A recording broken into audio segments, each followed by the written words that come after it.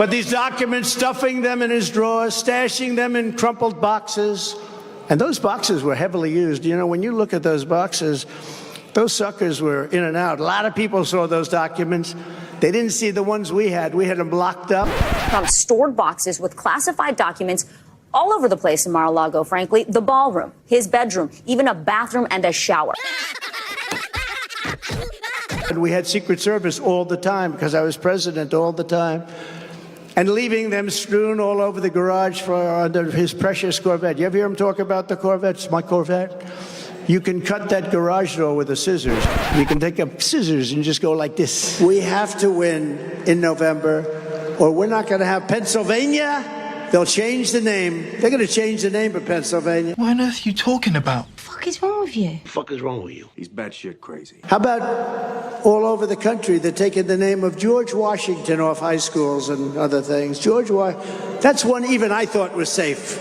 Abraham Lincoln and George Washington, their names are now endangered. You gotta be shitting me. That's the dumbest thing I've ever heard in my life. What's up, guys? Boston Brian here from the Midas Touch Network. And in Donald Trump's recent appearances, he's had both his usual moments of incredible stupidity, for example, the comment in which he tells everybody that the Democrats are trying to change the name of Pennsylvania, and also his moments of incredible recklessness. But in Conway, South Carolina over the weekend, I think Donald Trump finally crossed that line, and that's a line there is no coming back from. And am I crazy, or was Donald Trump at his speech in Pennsylvania doing his best Yogurt from Spaceballs impression?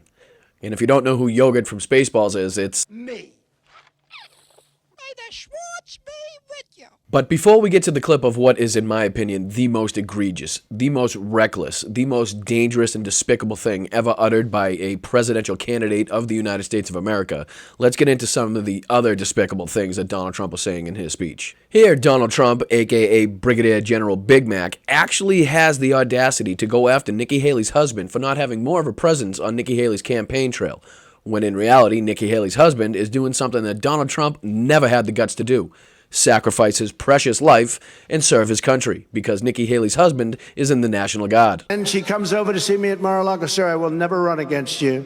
She brought her husband. Where's her husband? Oh, he's away. He's away. What happened to her husband? What happened to her husband? Where is he? He's gone. He knew. He knew. Here he is attacking Nikki Haley and resorting to scare tactics, telling his low information, low IQ base that Nikki Haley wants to kill people. But she's now 100% the candidate of Wall Street and the war machine. She wants to go to war with everybody. She wants to kill people. Kill people. And here's Admiral Asshole, once again using scare tactics and playing right into the fears of his base, this time using asylum seekers and migrants as the pawn, just saying the most horrendous and despicable things to do anything to invoke a reaction from his base. Real thugs, dangerous people, people that kill young girls walking to school. They knife them. They use a knife, not a gun, because it's more painful. These are real bad people. In this next clip, Major Mindless himself is obviously struggling to come up with the two names that he touts most as the two high-profile targets taken out during his presidency: Qasem Soleimani and Abu al-Baghdadi. Now, I've highlighted the moment where you can definitely tell where Donald Trump is struggling hard to remember these names and has to glance at the teleprompter to come up with the name of Baghdadi. During my term, we defeated ISIS. We knocked out the worst terrorists in the world. You know that. We took out the worst terrorists, the two of them. You know who they are. Took them out. Don't have to mention the names. Everyone knows who they are. Soleimani, you know that, right? Al-Baghdadi, you know, the founder of ISIS. We took him out. Here, the delusional con man is doing his absolute best to try to convince himself that he still has 92% of the Republican Party vote, when we all know he won Iowa with just over 51% of the vote, and in New Hampshire with just over 54% of the vote. I'm not great at math, but that's not 92% of the vote. Well, we have two people running. I love this. These people, we have two people running, and they're both extremely unpopular. I'm not unpopular. I'm 92% in the Republican Party. I'm not unpopular. So yes, as it were, compared to your 2016 campaign, you are incredibly unpopular with the Republicans, and even more unpopular with the rest of the country. It was at this point that Sergeant Shitty Pants decided to take his speech from ridiculous and deranged to reckless and dangerous with his obligatory compliments of Xi Jinping and Vladimir Putin that he loves to throw in every speech that he gives nowadays. And I think we can read a little bit more into these compliments after Tucker Carlson's disastrous train wreck of an interview with Vladimir Putin, but also what you're going to hear Donald Trump say later in this video about defending NATO countries against a potential Russian invasion. There's never been an embarrassment like that in the history of our country. We've never been so embarrassed.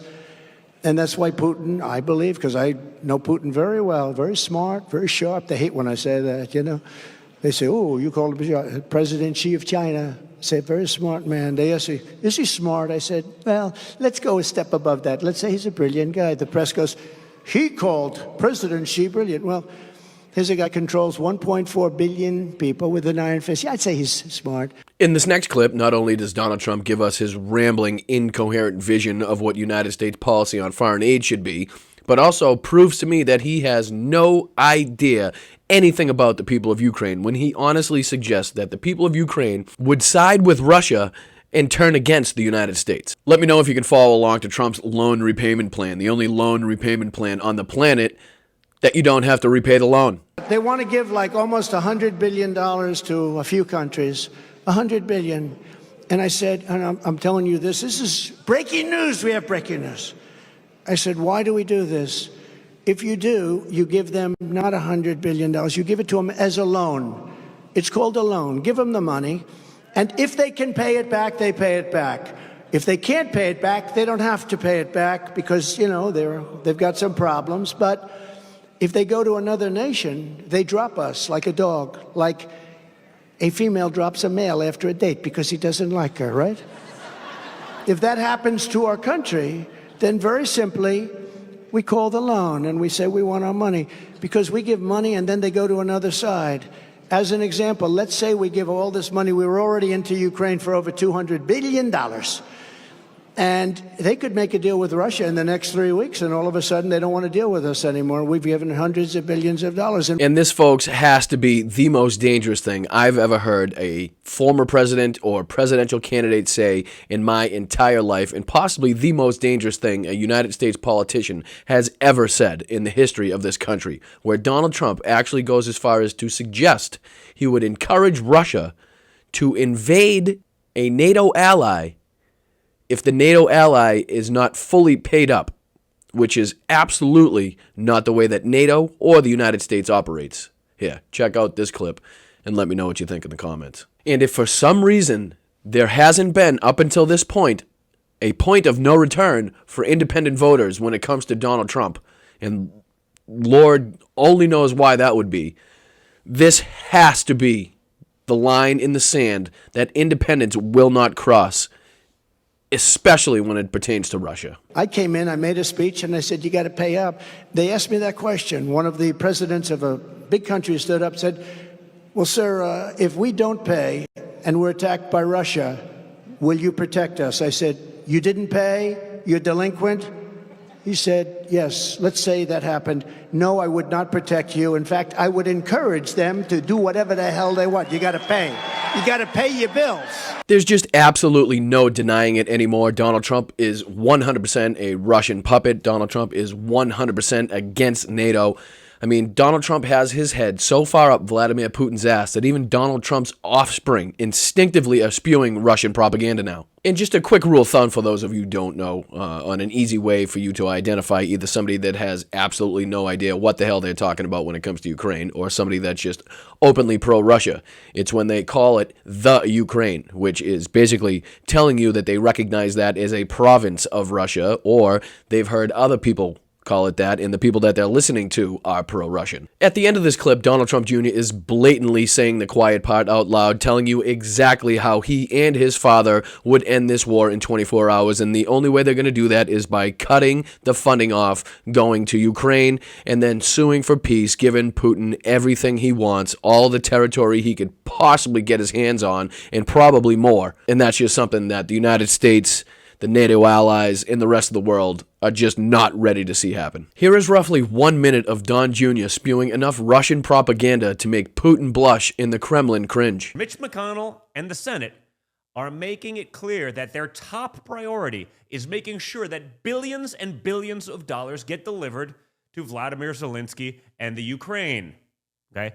McConnell and his Rhino allies and Democrats are right now pushing through a foreign aid package bill that will provide $15 billion more in Ukraine aid. It's not just that it's bad because it furthers an endless war, a war that they've articulated no clear goal, a war that will keep going, sending poor young guys over there on both sides to die for no purpose other than to enrich the military-industrial complex and a couple new Ukrainian oligarch billionaires. They're doing this to try to prevent my father from being able to easily make peace. We all understand that the second he gets to the table, he can end this. If you pull the money away, if you make stopping the endless flow of stupid money with no accountability, no checks and balances, nothing, an impeachable offense, they know they can keep their war going. And unfortunately, this anti-American, anti-NATO, pro-Soviet Union, pro-Russian rhetoric is nothing new for the Trump family, as we've seen the reports and the news articles depicting Donald Trump's trip to the Soviet Union in the late 80s, where he intended to build a Trump Tower across from the Kremlin. And just as the anti-NATO, pro-Russian rhetoric for the Trump family isn't anything new, neither is the Putin ass-kissing. Here's Donald Trump in 2014 actually praising Vladimir Putin for his invasion of the Crimea, and actually with even more anti-American rhetoric, demeaning and degrading the American president at the time, Barack Obama. All right, last name, Vladimir Putin.